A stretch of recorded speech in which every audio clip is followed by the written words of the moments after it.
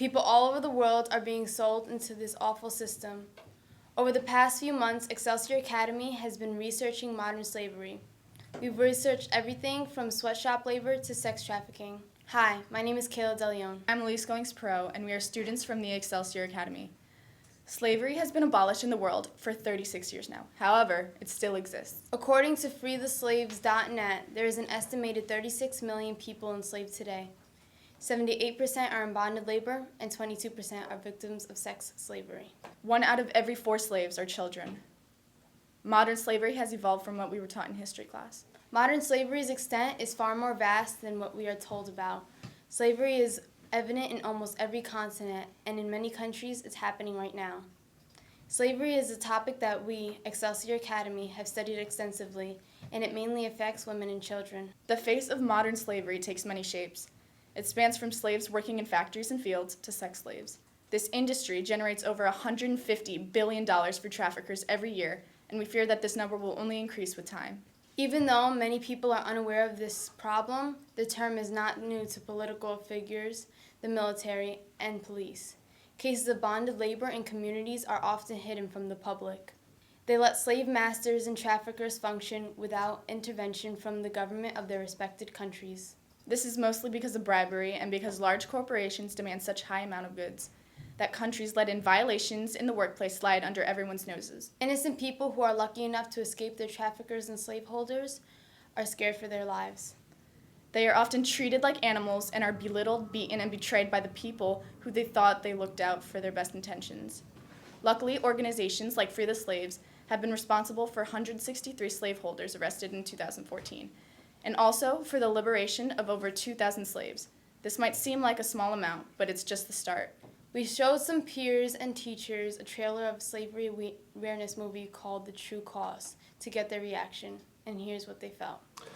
I never really did, no. I think it's kind of snowballed over time, but I never really thought it would be to that extent. Especially seeing the images in that video are pretty devastating, so no, I never really thought that would happen. Honestly, I never knew that was going on, so it's very shocking, and I feel bad for those who have to live like that. I really didn't know it was happening, but now that I watched the video, I don't think that it's good. I feel like, off of the video I just watched, I feel like I didn't know it was happening, but I did not like it. I guess I'd want to know a little bit more at this point, but I'm not totally sure that there's a problem. I don't really understand exactly what I just watched, to be honest.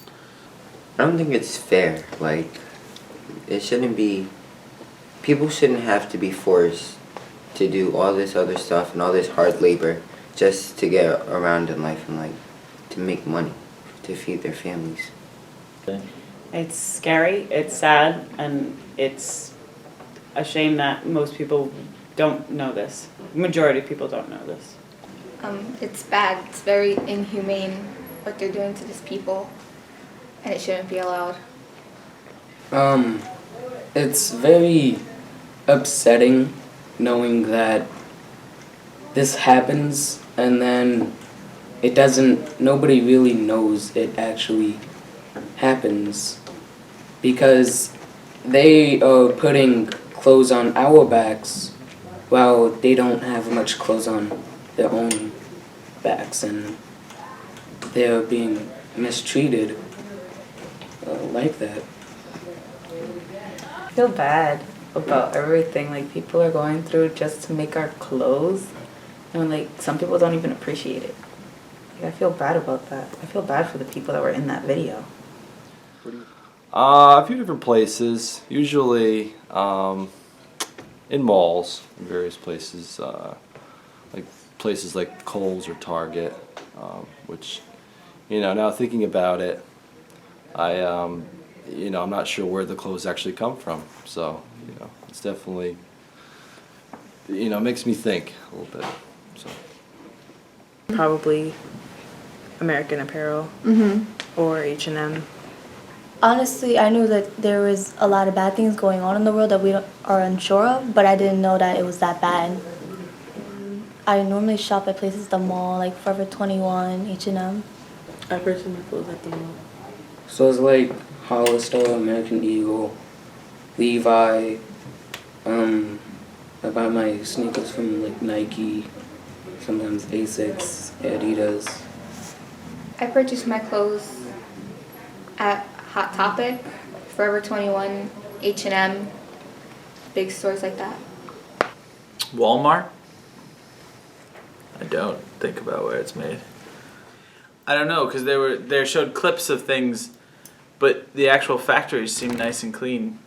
And the people, when they showed the pictures of the factories, it seemed like it was a decent working environment. But then the audio was telling a different story. So I think I'd want to watch the entire movie before.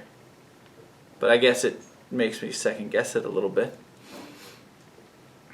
From the mall, like Hollister, most of those big corporations, stuff like that. Probably China, to be honest. I think it's very cheap labor based off of that video. Very, very bad work conditions, and just not taking care of their employees at any cost, just to hit those big numbers. As seen in the video, probably the hard labor and yeah, basically. Well, from the video I got that they made them in like third world countries like India or probably China or some places such as those, and they use the people that can't afford it, like trick them into working or like just so they could survive for a couple of days. I think it's more in like the Eastern Asian countries, and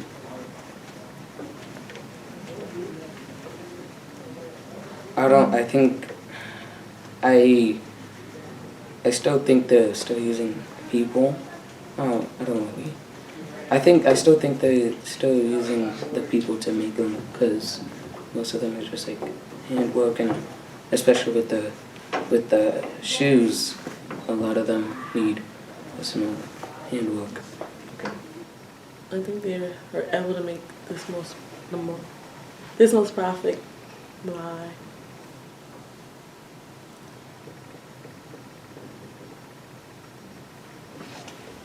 by having a lot of workers. I think they're made in Bangladesh, countries that doesn't have a lot of money, and hold sweatshops, people working like they were in the video that don't have much. Well, I just assume that if I'm paying $10 for a shirt, it's produced for about 2, which means it's got to be produced pretty quickly. And then, so I guess someone's got to make that. I just assumed that it was a machine as opposed to a person. Probably like people who come from like a different country, like immigrants or something like that, and then they'll force them, or like they'll tell them, if you do this for us, then we'll pay you, but they don't pay them the right amount, like minimum wage. They pay them less than that. Where? Countries where there's a lot of poverty, not in the United States.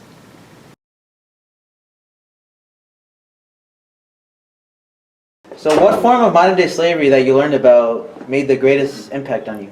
I think it was the sea slavery off the coast of China, because people were taken into an environment where they don't know what's going on or how to speak the language, and they're forced to work on a broken down ship where they don't see coast for years at a time because they're locked up and chained to the ship, and most of them don't know how to swim, and they're forced to dive into the sea to repair nets because the nets are worth more than their lives are. How did learning about this topic change your outlook of the world? Well, you really learn like the other side of industry, you know? You see the storefronts and you see like all the pretty decorations and products, but you don't really see the work that goes behind it. You know, it could be a 12-year-old kid in Cambodia sweating all day just to make a penny for their family, and it's a harsh thing to learn about. Do you think that you're going to make a difference now that you are informed about this topic? Yes, definitely. I'm planning on making a group called the Multicultural Group where we're going to learn about other cultures. Like, not because in school we don't really learn about us, like, pretty much. Like, we usually just learn about, like, Albert Einstein, people like that. We don't learn the in-depth life about Malcolm X or people like that. So I think that's making my change. How does looking, you interviewed a former slave on Skype recently, right? Yeah. So, looking at this kind of like her story, kind of like face to face in a way, how does that make you feel?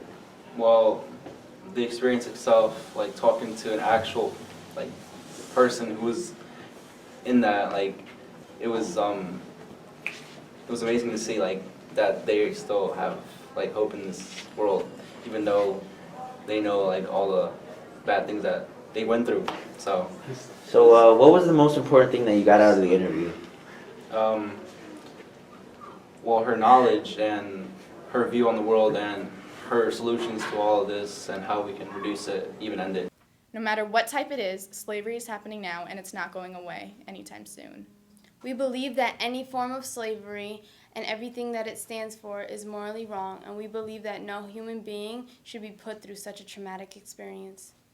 We need to inform people all around the world about this issue and show them how to help others with similar experiences. This is an unfortunate crime that can happen to anyone, and the only way to protect yourself is to educate yourself. Please heed our warning. This can happen to anyone. Becoming aware of this topic can help you as well as others. We advocate that you don't trust everything anyone says, especially strangers, and to stay safe. As for females, though men aren't immune, remember that you are more vulnerable to sexual slavery. Be wary of secluded areas, such as parking garages, trails, etc., and always protect yourself. And remember, it doesn't matter what social class you're in or how much money you have. You're still susceptible to this inhumane and godless crime. We must join together and take action to combat this modern slavery once and for all. Thank you.